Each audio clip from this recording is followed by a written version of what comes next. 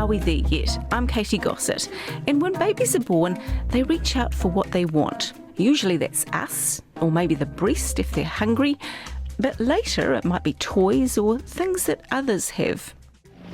Fly your own helicopter, a new Lincoln Silver Streak Whirlybird. Boy, does she take off. Silver Streak Whirlybird saw... In this episode, I'm talking about keeping up with the Joneses. It's kind of one of those old school expressions, and if you're not familiar with it, it's that idea of wanting what your neighbour has or what your friends have got. We've all pretty much experienced it, and our children are no different.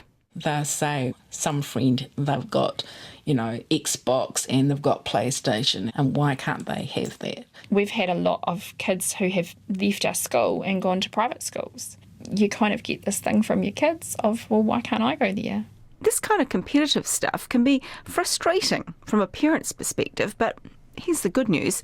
Turns out it's quite normal. There's actually an evolutionary drive, and it's completely developmentally normal to compete. We compete to fit in. Catherine Gallagher, our clinical psychologist. If we think going back to caveman days, you were far less likely to be eaten or starve if you were included. It was those that were excluded from the group that were much, much more vulnerable. So there's a reason why being in the us has some advantages. There's also a little thing called survival of the fittest. So if I have more than you, then my safety is almost more assured. Because I have power, I've got some control, I've got some extra stuff for me. And again, when we were more collective in the way we did life, that was taken to us as a group. It's become a little bit more like you and me, or me versus you. So you can see how keeping up with the Joneses, in fact competing and beating the Joneses, has become more important. Certainly my younger son, he wouldn't want to be wearing something that was the wrong type of shoe. If they were all wearing short socks, he'd want to be wearing short socks. Do you know what I mean? Yes, I do, because we're all aware of it, that desire to compare ourselves with other people. And between social media and the pace of life these days, it all seems to have gone a bit crazy, and suddenly FOMO, or the fear of missing out, has taken over. Modern society has taken this tendency to compare and put it into overdrive. No longer do we have to limit ourselves to looking over our fences, but we've got social media. And guess what? The world we see online and in magazines isn't even real. And so we're bombarded with images to compete with that aren't even possible. And you can imagine what grief it can create. And Catherine says our frenetic lifestyle isn't helping. Most things are instantaneous. We order coffee on the way to the cafe on an app. We buy things on Hock. We get constant messages about the things we need, and I'm doing that in inverted commas. And all this stuff reinforces what is aptly known as PIG. Quick note about PIG. We've talked about it before, otherwise known as the problem of immediate gratification. It's one of my favourite of the psychological terms I've learnt since I've been making this podcast, because it helps make rampant consumerism sound so unattractive.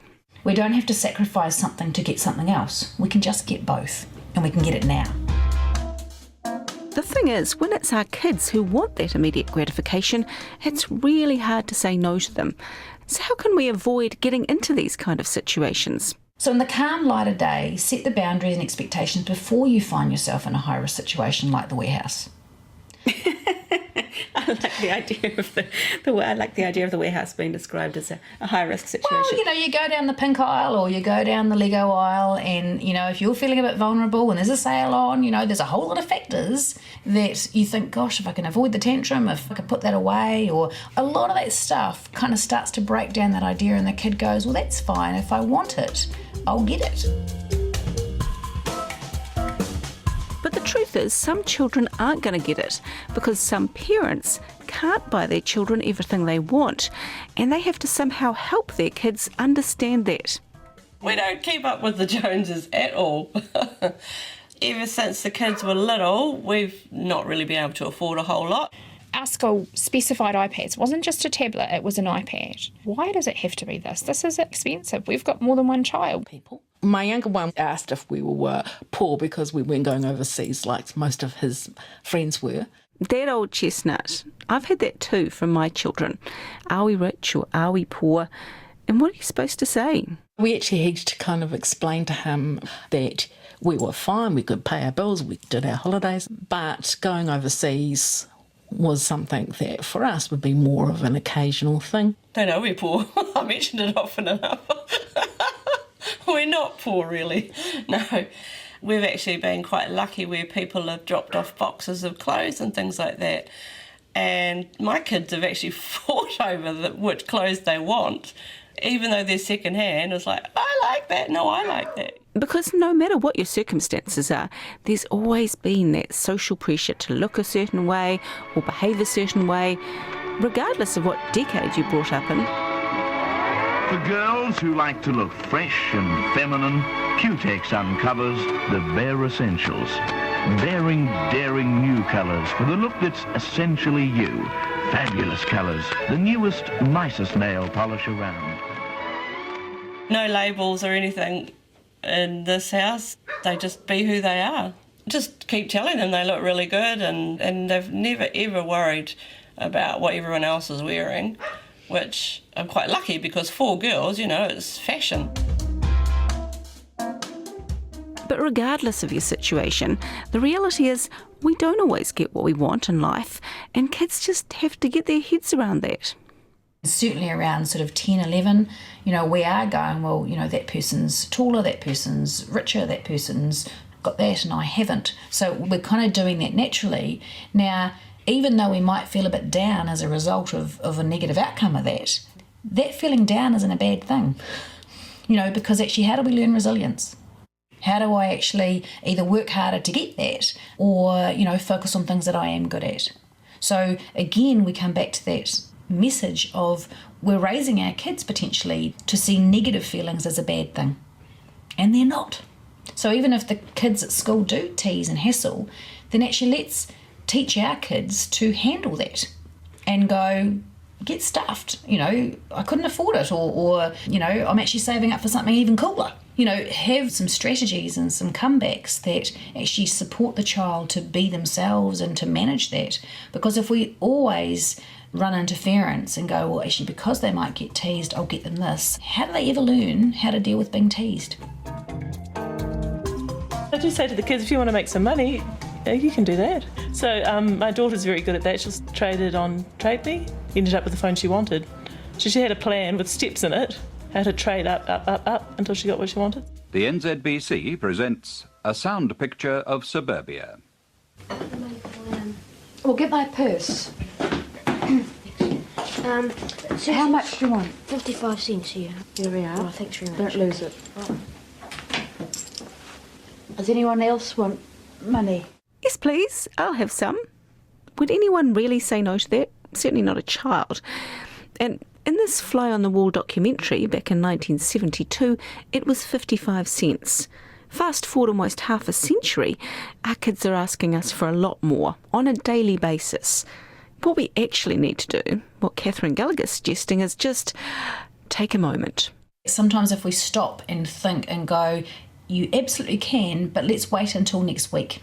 Or even once you've saved the money, we'll then go to the shop and get it. And the child then gets a chance to regulate, calm down, get away from the woohoo, I want it, and go, actually, do I really want it? So some of that is about buying time as opposed to the item we've actually been asked to buy. But some of it is encouraging analysis, so getting them to look at something they like or are interested in objectively.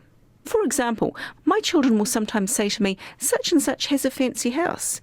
And I'll say, well, what does that mean? What makes a house fancy? And I think, again, to be interested and curious and even to say, and how does that make you feel about our house?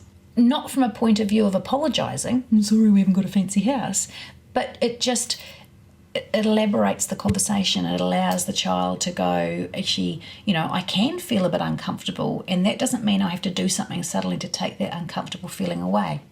Because in fact, lots of kids are growing up in not fancy houses. Lots of families don't have a lot of money. Different priorities are going to be governing the way different families do things. So does that suddenly mean they're going to be unhappy all their lives?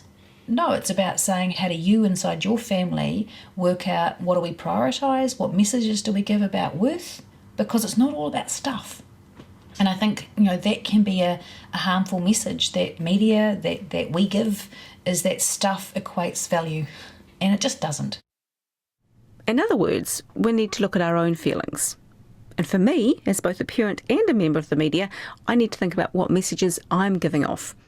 It's normal for kids to be inquisitive, and if I'm defensive about it, or I've got an issue about the fact that my car's pretty crappy and I really want a bigger one, then actually maybe that's my issue. And that would be something to kind of explore and go, how do I get to a point where I'm working on being more comfortable with who we are and what we've got?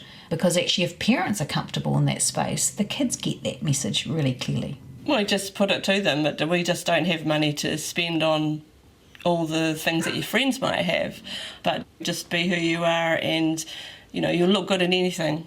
It doesn't have to have some little tick or something on it to make it look good. They are old enough now to recognise wealth in a different manner, and wealth for us anyway is time. We haven't gone on the flash holidays or anything, but we've got the time to spend, so that's a luxury that they do recognise. We have a lot. The kids start thinking in a world sense of how much stuff they actually have. We have a roof over our heads, a bed at night, food on the table. But I don't think it's very good to always want something that you haven't got, because then you're never going to be happy, are you? So if we do want happiness for our children, and, hopefully most of us do, then we need to lay out our priorities as a family so they know who we are and, by association, who they are. As parents, where you can start giving your kids messages around, hey, we might not have lots of stuff, but the stuff we do have is really important. And we've worked really hard for it, and I'm really proud that we were able to save and get that. Or the stuff we have isn't even about things. It's about family time, it's about holidays, it's about, it's what you prioritise as a family. And that has value, and sometimes we forget that. And that's the show. Are We There Yet is produced and presented by me, Katy Gosset. Alex Harmer does the mixing, and Tim Watkin is our executive producer. And the lovely archival audio comes from Ngā Taonga Sound and Vision. If you want to hear more, you can find us on Apple Podcasts, Stitcher, or on our podcast page at rnz.co.nz. And while you're there, you'll find more great parenting advice in It Takes a Village, a series of interviews from our 9 to noon show. Don't forget to join me next time. We've talked about tantrums once before, children's tantrums, that is. Now, it's our turn. So as parents, we're going to talk frankly about losing the plot.